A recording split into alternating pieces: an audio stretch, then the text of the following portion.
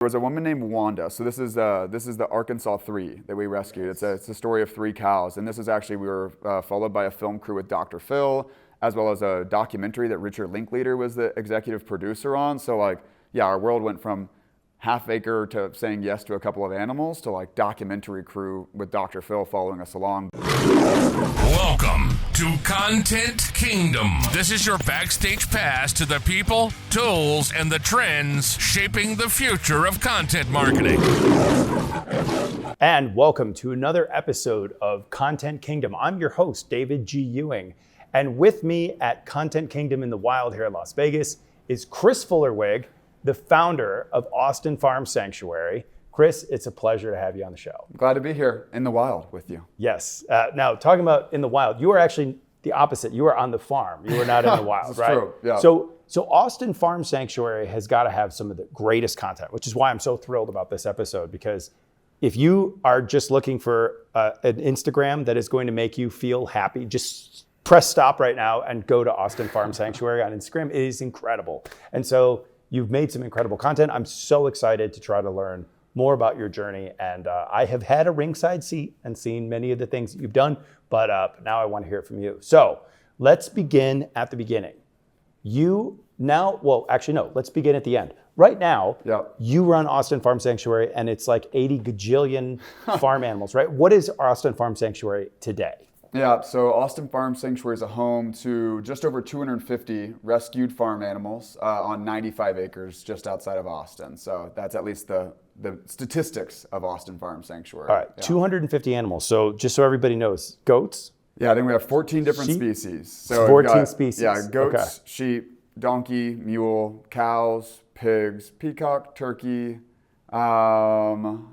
tortoise, water buffalo, dogs, cats. Water buffalo? Yeah. I did not know about that. I thought the biggest thing you had was a longhorn. Oh, if we're talking content, you got to see the water buffalo. We've gone viral like 5 times really? In the last like 3 months with water buffalo. Like 5 million views on a couple of these things. It's insane. All right, we're going to come back to the water buffalo because I want to know how a water buffalo ended up in Texas there. So, but let's now go back to the origin. So walk me through the beginning of AFS. When did it start and why? Yeah, so we started because of motive. In September of 2016, one of my colleagues was like, hey, my parents have a goat farm. There's these 2 goats, Bertha and Cookie, mother-daughter pair that are no longer of use, so they're gonna be killed, but my mom likes them. Can you help? And I was like, I just got a big backyard, and we said yes. And that kind of was the inroads into saying yes to this type of animal. It all starts with Bertha and Cookie? Oh yeah. All right, 2 goats who were scheduled to be killed. Yeah, they were at a goat dairy. The mama, Cookie, could no longer give birth. Her daughter, Bertha, was too small to be able to be bred, and so they were no longer of use to the dairy, and so there was one way or the other, and we were the other. Okay, all right. So what happened to Bertha and Cookie? Where did they start? What happened? How did that start? Yeah, so they came in. It was actually the same weekend we closed. We went and picked them up. Before I had moved my dogs or my wife Angela into the house, I built fencing in the backyard, and Bertha and Cookie joined into our little backyard menagerie that began to form, and open that up. And so, Chris, let's make sure we understand the motivation at this point. Were you thinking you'd started a farm sanctuary at this point, or was it just about Bertha and Cookie? Yeah, it was just about Bertha and Cookie. You know, I think that what we were intending to do is we got a call about animals in need, and we said yes. And we're like, all right, they'll just join. They'll kind of be just some weird goats, dog things that we'll have in the backyard, and now we'll have 6 dogs, 2 of them are goats, and that'll be our life. So there was no intention or expectation for it to be anything more than a casual couple of goats in the backyard. Okay, so this is just one of the beautiful things about Austin is that 2 casual goats in the backyard is actually not that crazy. It's like, okay, I got the space. That seems reasonable. Got space, got goats, we'll travel. All right, we're here. Exactly. Okay, so Bertha and Cookie get established. They have their nice pen. They're happy, I guess. Yeah? Oh yeah, happy, having a good time. We're learning about goats, realizing all the ins and outs of like how a goat isn't a dog. And, yeah. All right, and then what happens? And then in February of 2017, so 3.5, 4 months later, I get a call from my neighbor. She says, hey, Chris, I know we haven't really met, but I'm your neighbor, Melissa, and it seems like you're into weird animals. Interesting call, Melissa, but correct, go on. And she's like, hey, there's this pig named Doya. He's 6 months old. He's at Bowie High School, FFA. He's got 3 days to live. Can you help?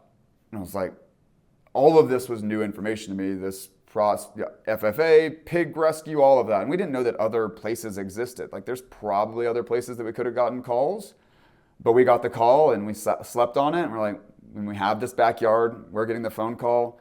Yes, we'll help Doya. And that everything shifted in that like decision. Okay. All right. Now this is where I came and visited you. Yep. Because my kids ran around with Doya. And Doya at that point, how big was Doya when you first got Yeah, Doya? I mean, about that length. About this big. Still 120 pounds. So he was Yeah. 6 months old, 120 pounds, but putting on about 10 pounds a week. Wow. So we basically had recruited this, high school linebacker that would become an NFL linebacker in under a month. And it was full contact as well with Doya. Yeah. All right.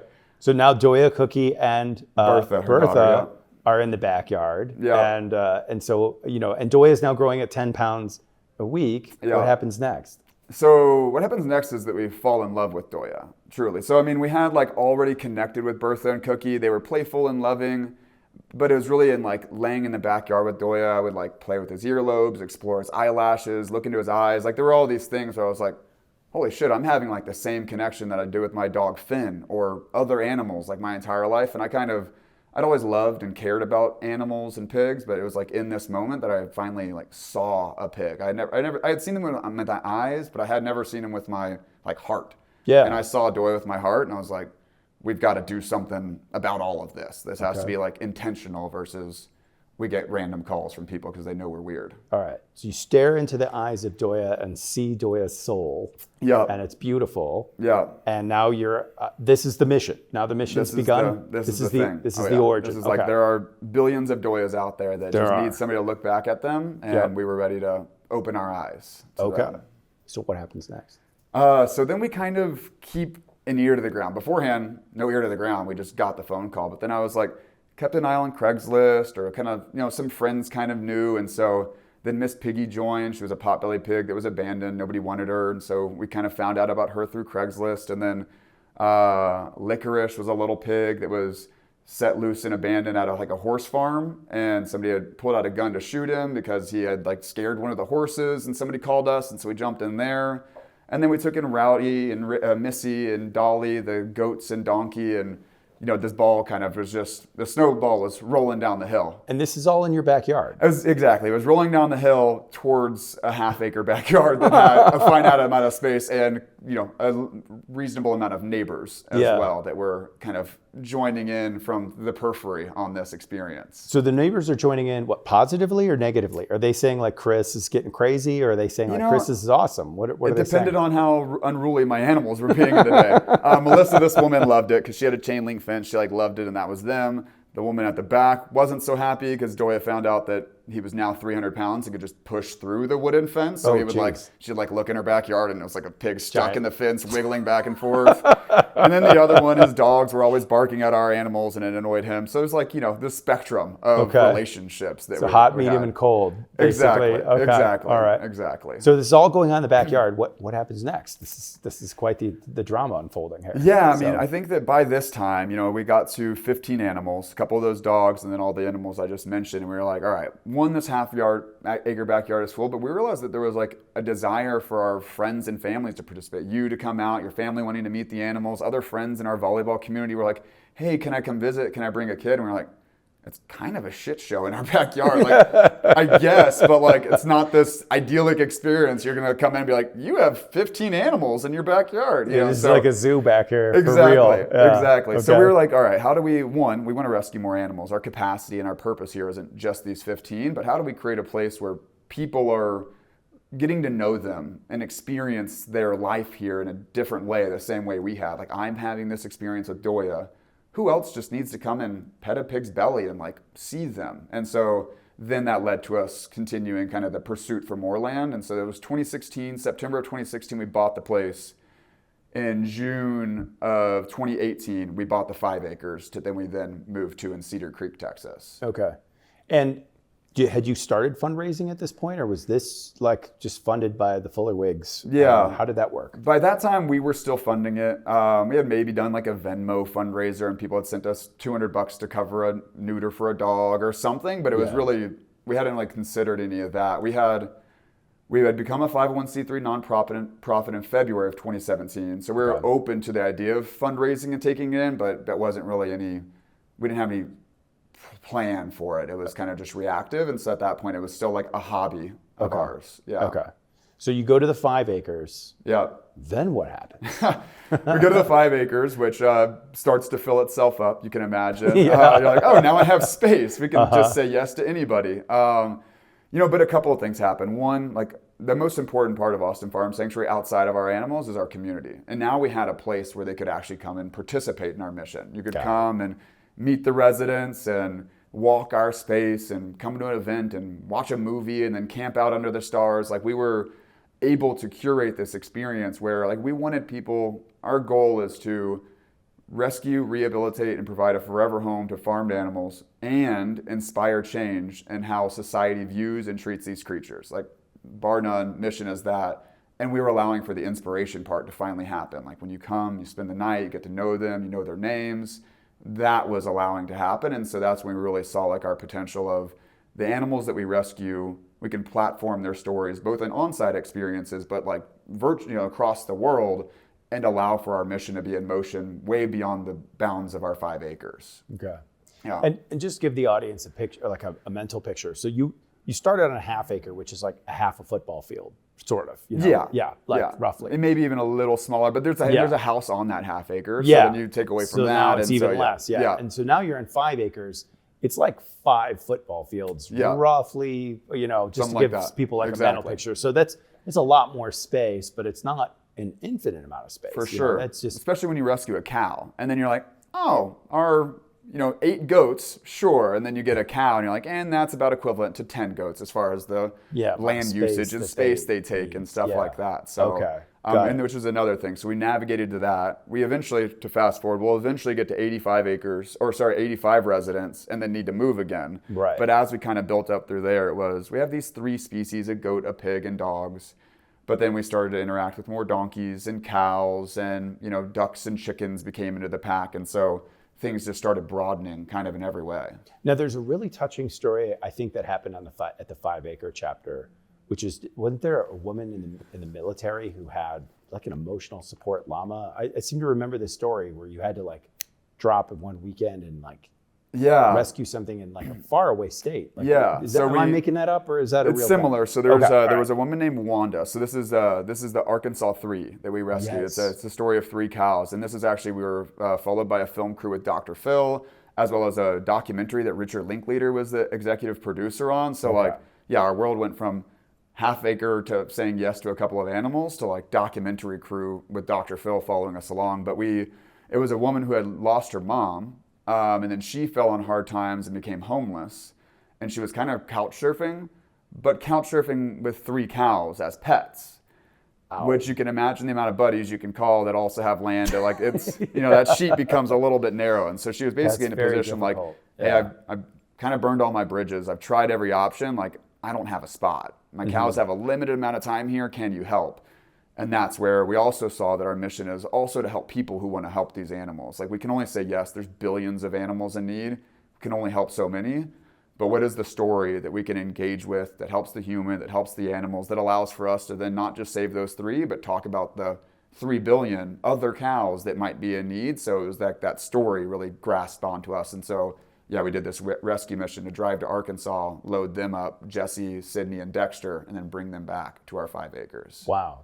Now, I think every CMO on the planet heard Dr. Phil, they heard documentary, and goes, how the hell did you get that done? So what's the origin of that? How did that happen? Yeah, that's a really good question. I mean, a lot of luck. I mean, there's just, you put in the effort and then kind of being at the right place at the right time. Like, I mean, we've probably been a part of like 5 or 6 TV shows and documentaries now, and they've all contacted us. Yeah. Just because I honestly wasn't thinking about those things, but somebody through the grapevine hears about us, saw one of our Instagram posts, a Facebook post, they Googled, thanks to my sister, we named the sanctuary Austin Farm Sanctuary. So our SEO is pretty incredible. If you're looking for a farm in Austin, Austin Farm, can we do something kind of, there's a place that seems safe even, like that's where we'll be there. So I think that we just were found. Okay. Yeah. So, all right. So it's during this 5-acre period that you begin your social media. Yeah. Okay. So walk me through the social media strategy and how did that happen? Yeah. Early on, there was no strategy. You know, it was kind of post picture of animal, say thing, Sure. fundraise next day, try to do this. And so it was really figuring that out to like, how do I participate, not as an individual in this, but representing an organization, but also kind of representing a bunch of other individuals. So this wasn't my story anymore. This was Doya's story or Buddy's story or the sanctuary story. So it was also in this interesting era of when we transitioned from basically everything. Instagram's our primary platform. Everything on Instagram was pictures. And then it like started to move into videos and started to move into reels. So it was figuring out like the right way to engage with an audience of, well, we have these beautiful pictures of animals, but people clearly want 8 seconds to 30-second clips that kind of go viral, and trying to figure out a way to tap into even learning how to do that, but then how do we like reach people's like emotions and empathy with the quick grab of something that gets them to watch the video. Got it. And so in that transition, because I think that is something that's constantly happening, right? Social media is constantly evolving. We're constantly figuring things out. Let's talk about the experience of switching to Reels, for example. Yeah.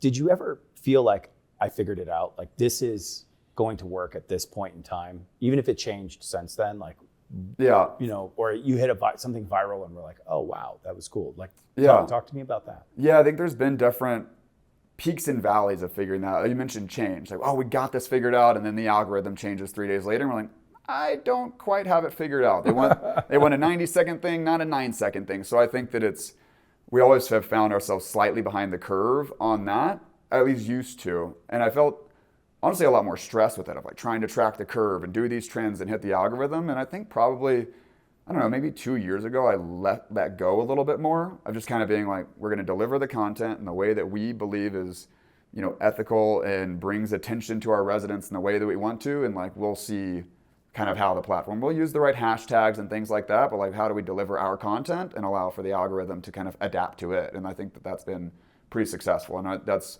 you know, an opening hook with a compelling story about the animal of why somebody would want to watch, and then their story. Like if you go to our platform, as you've seen, it's all about telling the story of an individual. And like, if we can tell that story, get somebody in, then they now know a pig or know a chicken or know a cow. Okay. So if we were to insert a clip into this podcast and be like, this is the clip that this period that went viral, what would that clip be? Of the 5-acre kind of land, Buddy, blind baby goat Buddy, milk drunk, passed out on my lap, just like sprawled open while I'm doing motive work on a computer at a picnic table. It's like this aerial view of me on my laptop working, aerial video of like 4-week-old Buddy just like splayed open, you know, showing his giblets and everything, and just spread out and happy. And like, so, that's the one that just like rings true. And what made you guys do that? It just happened. Yeah. It was like, I was just there. I mean, we had rescued him. I needed to work. He needed a bottle. If I took him inside, we had 8 dogs. It was like, all right, we're going to be outside. And this was just like the moment that was captured. What made us post it was, one, that it was cute. But then, you know, what we were really trying to capture is that these animals aren't any different than cats and dogs, at least as far as like their intelligence, desire for empathy, their cuteness. And so you could be scrolling through and think that was just a puppy laying in my lap. So that was what I was intending to communicate, of like showing this goat just playing out the same role of any like fluffy 7-week-old puppy, you know? And then so people are like, nobody's seen a passed out goat on their back sleeping in some guy's lap while he works, but plenty of us have seen that with a puppy or a cat. And so that was the connection point of like blurring the lines as much as possible of this like species separation that we've done. And what was the result of that? Like, how did that impact AFS? I mean, a couple fold. One, it got more viewers, but it's also landed all of our largest donors meaning people who have donated over $80,000 annually or something, which is a very big donation for us, have come from Instagram. Wow. So there's 4 people probably in that camp. All of them have come from Instagram.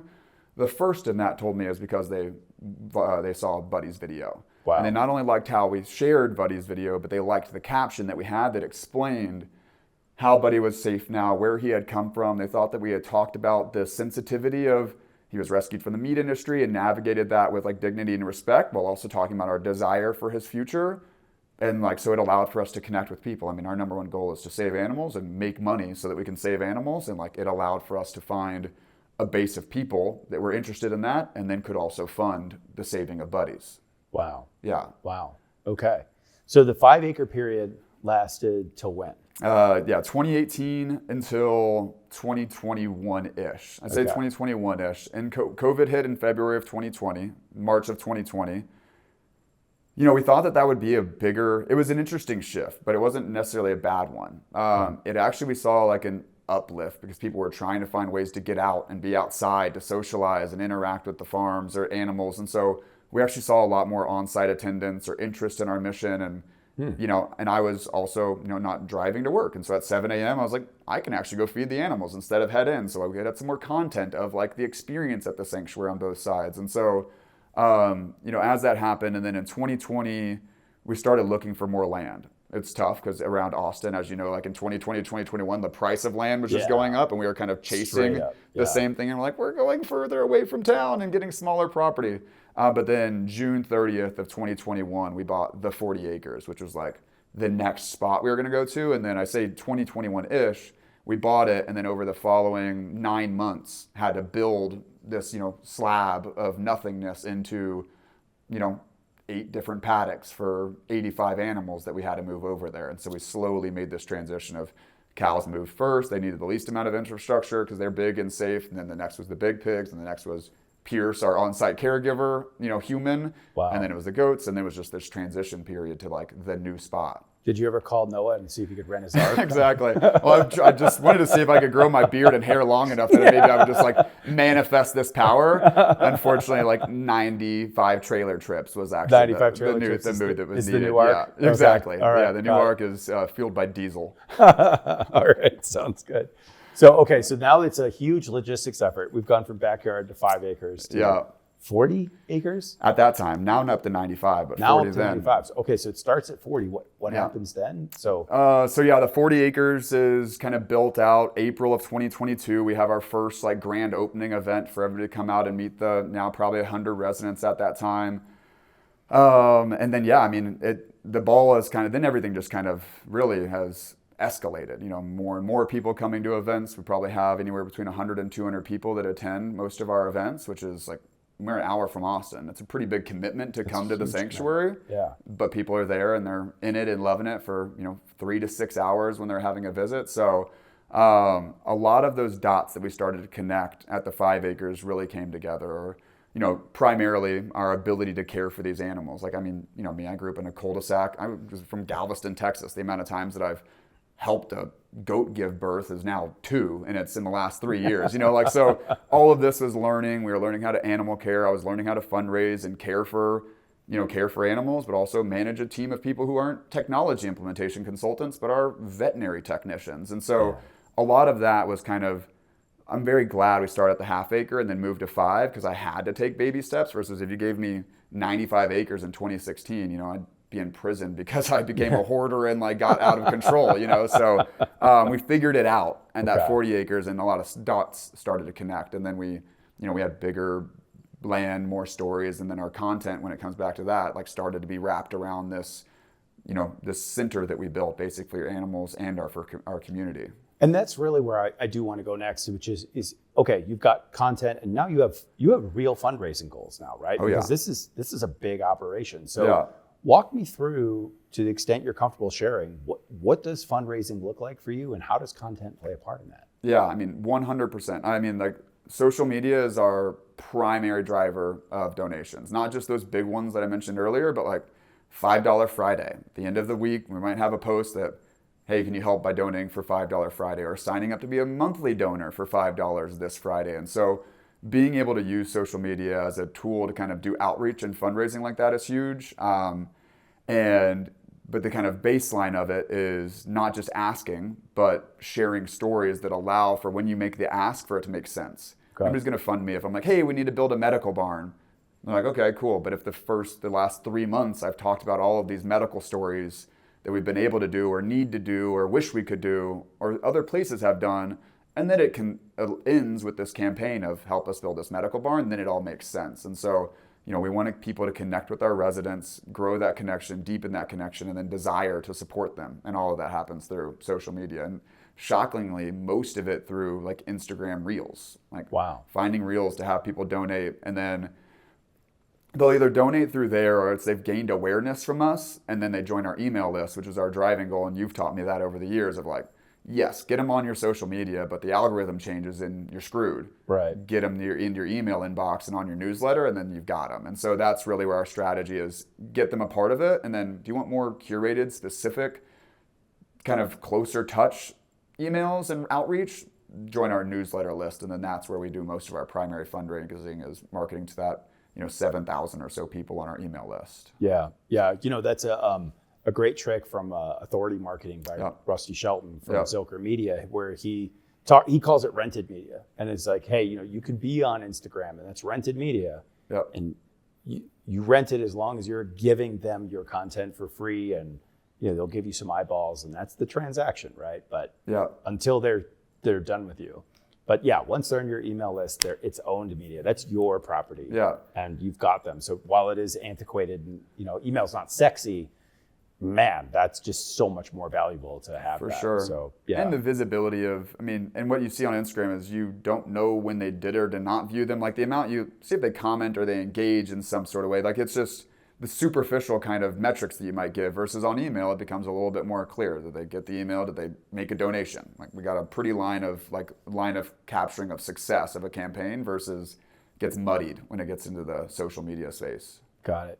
So if someone was to start a nonprofit today, whether it's AFS or it's Sanctuary or something else, if you were involved, what would you be looking at to help them start this process? Yeah. Because I think that there are a lot of nonprofits who are good at this, but there's even more that are feeling like they're not good at this. And clearly you're good at this. So like what they are asking right now, what should I do? So like, what would you say? Yeah, tell stories. Like 1000% tell stories, whether you're telling stories about animals or foster children or, relief to various parts of the world. Like, don't just tell the broader news article story, but find that person, find that chicken, find that dog, find that kid, whatever, and talk about them, their story and their journey, and say, if you wanted to start here and you wanted to be able to have their success end here, extrapolate that to tens of thousands of individuals that need this, donate to help X individual, and then help the masses. And so I think that people need to be able to connect. And when I see nonprofits or other sanctuaries, they're trying to talk to the story about their herd or about their full sanctuary, which is just no different than, Doya is a very different pig than Willie, there's somebody. So if you fall in love with Doya, that's what I need. And then I need you to support Doya and his friends versus support Austin Farm Sanctuary. There's just this organization. You can't get a picture in your head about that, right? But it's an entity. But Doya, even if you haven't seen a picture of Doya, you can picture Doya, this pig growing at 10 pounds a week from the backyard, right? Exactly. Or Buddy's passed out on your lap. And so now this bringing it back to the beginning of the conversation, the water buffalo. Yeah. Talk to me about, where did the water buffalo come from, and what's going on with this thing? Yeah, so the water buffalo is they're a very interesting part of our story arc because they're rescued from the farming industry. So many people don't know, but like mammals don't just produce milk; they have to be bred. Female, human. Like I didn't realize that. It's like, oh yeah, that makes sense. Humans like the same, but goats and pigs and cows, etc. So water buffalo, if there's buffalo mozzarella, that's actually sourced from a water buffalo. I always thought it was like a region of, Buffalo, New York or Buffalo, Italy. But like, no, I didn't even know what buffalo mozzarella is. Buffalo mozzarella is just a type of mozzarella. Oh, really? Yeah. Just like a cheese? Uh-huh. Yeah, but it comes sourced from a buffalo? It's from water buffalo milk. Oh, yeah. Okay, got it. Yeah, Sorry, I don't know why I was so thick on that. No, that's all it takes to kind of connect those dots. Like, wait, from a water buffalo. So in Napa Valley, Northern California, it's actually quite common to have dairy farms, and it's very common to have water buffalo dairies. Wow. So we found out. So what happens in the industry is then babies are separated. The babies are either raised or killed or something happens to them, but they're taken away from their moms immediately. Mm-hmm. So a lot of times that means the calves get sick. So this leads to the water buffaloes. We got a call about a sick calf named Rufus. He was born at a water buffalo dairy, separated from his mom, got sick, means he would have been killed, but a sanctuary was able to rescue him.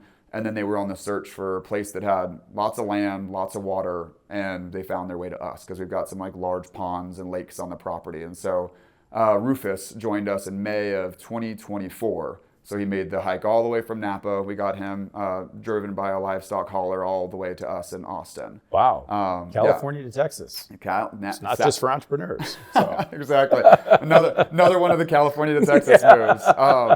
So yeah, he came all the way from Napa Valley. That was in May. And this is, if you pick up and look at our Instagram and see this like reel that's pinned, he was kind of lonely. He didn't fit in with the other cows. He was in with the herd, but like he's just bobbing out in the water, hanging out while all the cows are up on the shore eating, because and they were just different. And so we were trying to figure out like he's kind of lonely. Like this isn't the sanctuary life. Sanctuary life isn't just about being safe. It's about like having enrichment and love and knowing the bonds of family and friendship. So we were trying to figure this out, but luckily for us and for him and for Sonia and Mirabelle, the two other water buffalo, in Napa Valley, not too far away actually from here, there were these two about 2-year-old water buffalo. Somebody was about to sell them into a dairy industry, but was kind of torn on that because it knew it wasn't going to be a very good life for them. And again, somehow all roads led to us. We intervened. We were able to then bring them all the way to Austin Farm Sanctuary.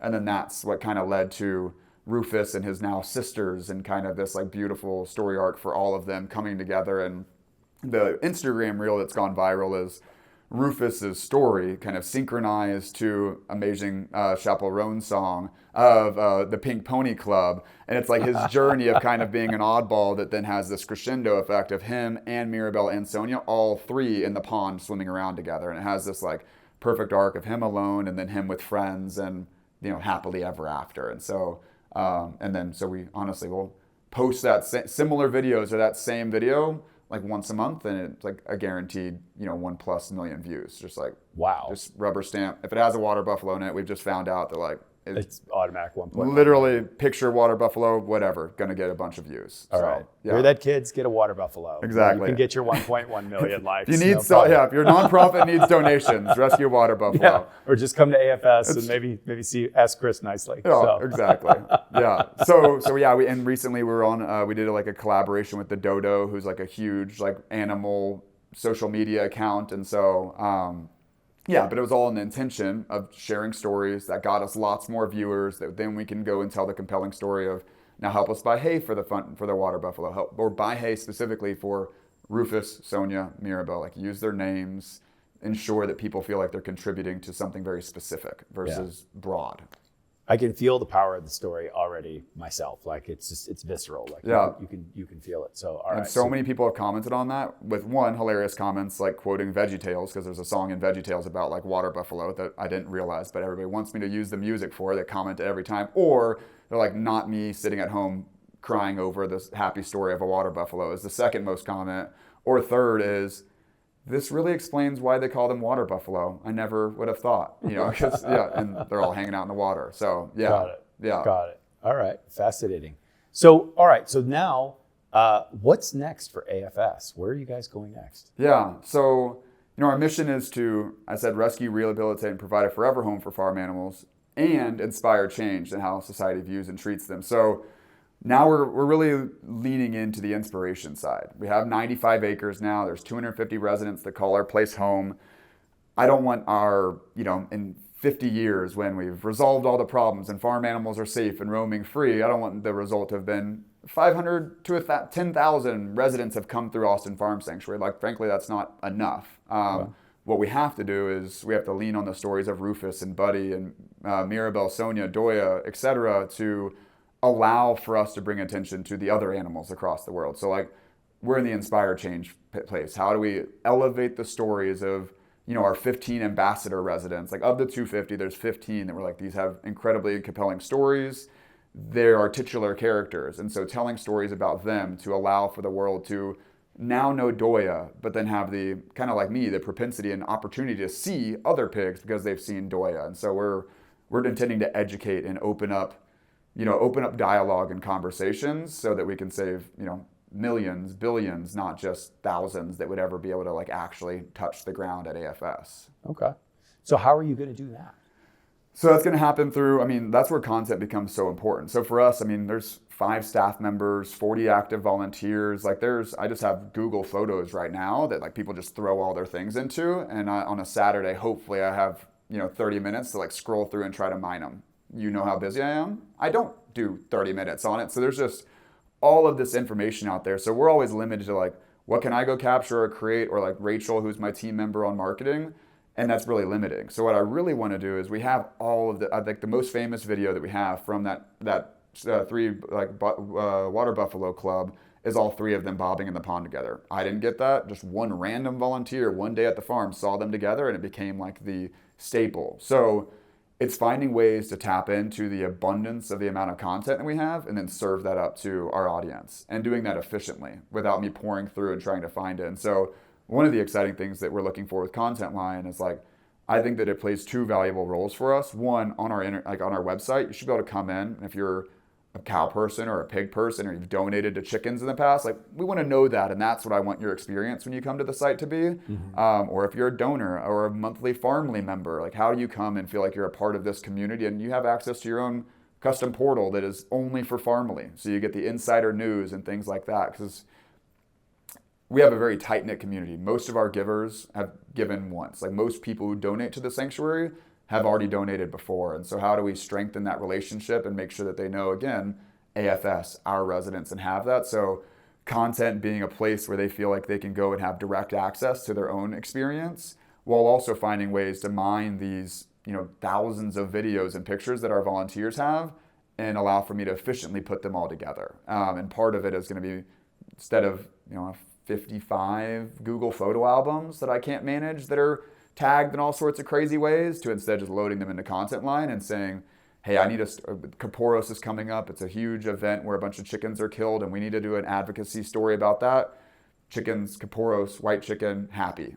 Boom, here's our 5 videos. Let's go. Like, let's get that out. So I don't want to get just 2 reels out a week. I want to be like a content factory that's telling quality stories, but efficiently. And we have to connect those dots. And right now it's human labor to do it, and on volunteers' dime, like me and Rachel are, it ain't happening.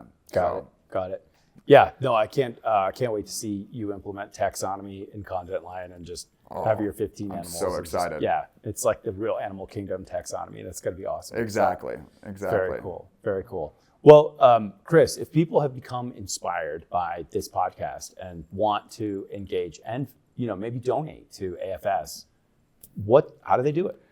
Yeah, I mean, the number one way is go to Instagram, Facebook, TikTok, whatever, and just put in Austin Farm Sanctuary. Like, go find us, follow, and then you'll connect. Our intention is to make sure you have deeper connections than that. You can have these kind of passive relationships through social media, but nothing really beats coming out to the sanctuary. So all throughout the year, we have events. We want people to come out. I mean, you've pet the belly of a 750-pound pig that you probably didn't even comprehend could possibly happen in your life. And so we want people to come out. So meet us virtually, but also go over to our website and see our events page. You can stay in the RV, the Airstream that we have on site. You can go and harvest, your own veggies and stuff from our garden. And so come and be a part of our mission and kind of sink into it a little bit.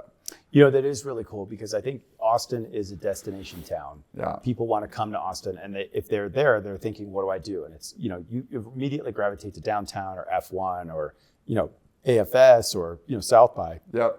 But there are these other things that you could do that are once in a lifetime experiences that are just quintessentially Austin, and you've got one of them, right? Yeah. I mean, going out and being at the farm sanctuary, that's not something you can just do in any old place. Yeah. It is incredible. Yeah, we have people, it's because I agree. We're this perfect blend of Texas. We have farm animals. We've got big old longhorns that are roaming around the property. We've got rolling hills and, all these things that feel quintessential Texas. And then we're also quintessential Austin because it's a tweak on that. It's like the weird version of all of that I just explained. And I agree. Like when people come out, I mean, the amount of people that come out either dressed in like their farm kind of gear just to be a part of the experience. The amount of overalls and hats and boots that come out that people have never worn hats, overalls, or boots, but they're clearly coming out to like embrace this kind of multifaceted like part of Texas. And so we love for people to be a part of, we're Texas, but we're like a compassionate twist on what you would typically be thinking about. People make the mistake of thinking that Texas is just a bunch of stereotypes. Yeah. It is not. No. So it is a complex place, and you're a part of that beautiful tapestry. So well, thank you. Chris, thank you so much for being on this. This has been a wild but not wild episode of Content Line or Content Kingdom in the Wild, and we're so excited that you're on Content Lion, and looking forward to seeing you do amazing things with content and Content Lion. So thanks for being our client and joining the pride. Thank you. I'm excited too.